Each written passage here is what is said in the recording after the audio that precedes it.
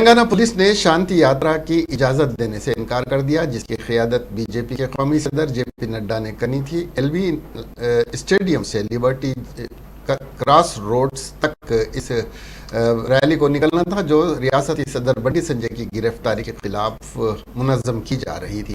نڈا دوپہر حیدرآباد سے پہنچنے کے بعد وہ گھٹکیسر کے قریب انوجی گوڑا میں ایک میٹنگ میں شرکت کرنے کے بعد میٹنگ کے بعد جے پی نڈا نے لبرٹی سے ایل بی اسٹیڈیم تک کینڈل لائٹ ریلی نکالنے کا منصوبہ بنایا تھا۔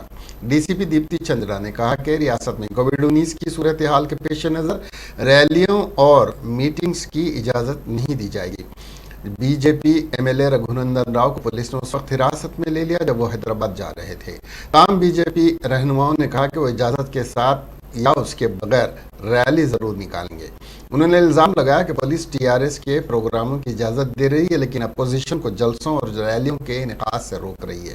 حکومت پولیس کے غاصبانہ رویے کی انہوں نے مذمت کی۔ اس دوران کریم نگر ضلع عدالت میں سنجے کی ضمانت کی درخواست بھی دائر کی گئی تھی اور